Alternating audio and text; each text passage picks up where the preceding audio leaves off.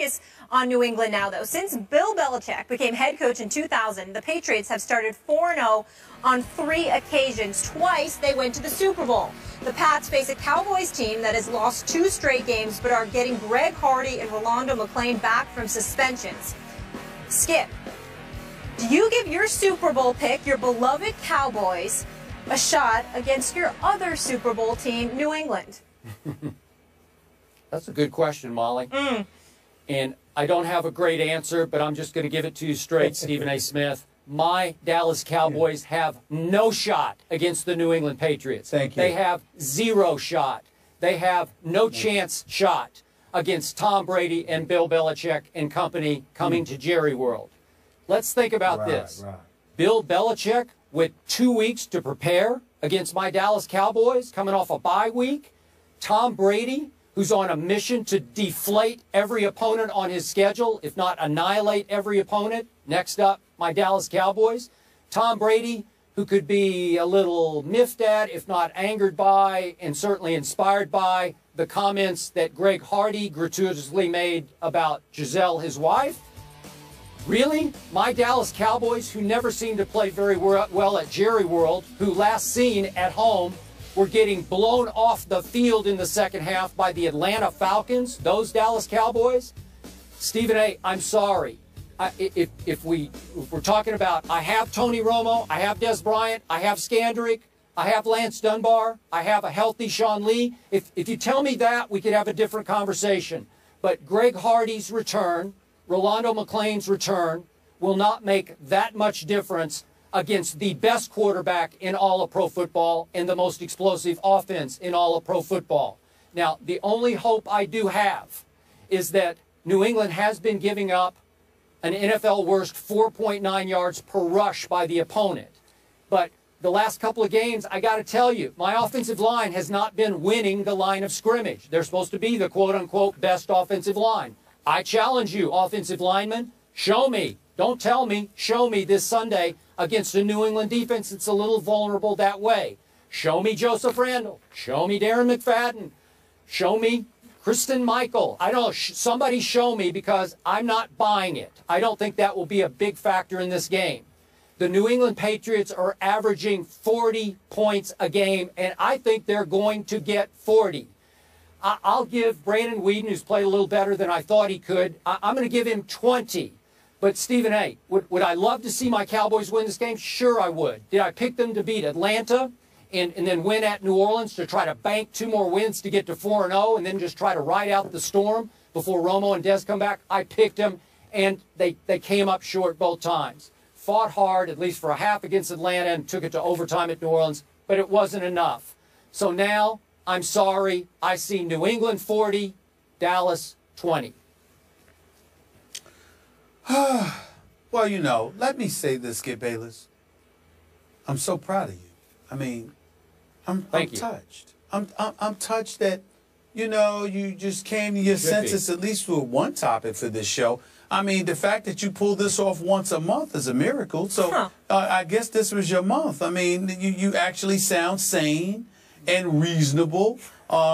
You know, you're always factual. You just leave out the facts you want to leave out because you know it'll hurt your argument.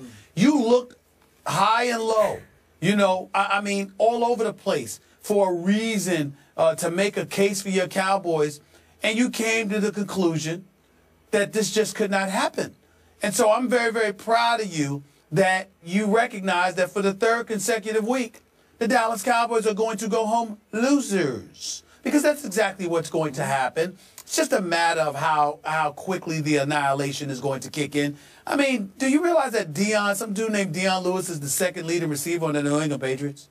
I mean, he's got 15 receptions. Yeah, they just gave him a big new contract. You know what I'm saying? Actually third. Actually third is behind Julian Edelman and Rob Gronkowski, and then it's him. Do you have any idea that even though they don't run the football that much, they have 2 running backs running over 4 yards a carry, and Deion and LeGarrette Blount.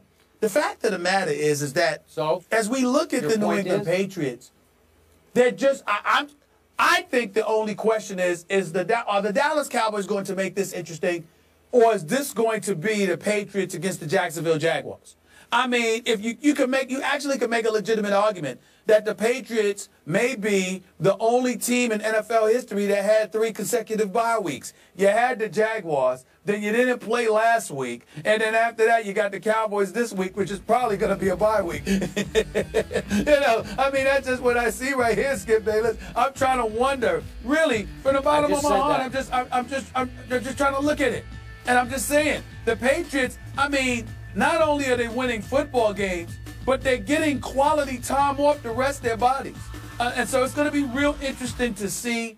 My prayer is that since it is nationally televised, and since America's supposed team is going against America's team, which is the New England Patriots, my only hope is that the Dallas Cowboys don't embarrass themselves, don't embarrass you, and get beat down so badly that Jerry Jones will panic and he will rush Tony Romo back in there with a sling, for crying out loud, if he has to, okay, to throw the football. Not that Brandon Whedon has been bad, because I don't think he's been bad. I don't think he's the reason the Dallas Cowboys have lost these games. I think their defense is responsible for the loss at Atlanta, and I think their defense is responsible for the loss last week in New Orleans, okay? So if you lost to Atlanta and you lost to New Orleans, and now you're going up against the New England Patriots, and suddenly your defense is going to be better. And oh, by the way, Greg Hardy was not only talking smack about Tom Brady, but he used his wife and talked about how he hopes his sister comes too. I mean, really? You did something like that? Really? I mean, it's quite bad. It's quite bad. But I will acknowledge this. For the first time, I consider the Dallas Cowboys must-watch television this weekend. I can't wait. I just can't wait. It's going to be a beautiful, beautiful thing, Skip Bayless. I'm going to have a ball. I'm going to have my popcorn ready. I'm going to have my popcorn ready, Skip. Yeah. Let me jump in here to interrupt your act that you're putting on, your shtick. The truth is, you watch every minute of every Cowboy game. You're fascinated by them. You're actually a closet Cowboy fan, but that's okay. We won't out you on this show. And here's the bottom line. And I appreciate you repeating my case back to me, but here's the bottom line. I want to impress this upon you. Be very clear with this. I am not giving up on my Cowboys' long-term chances this football season. Romo will come back.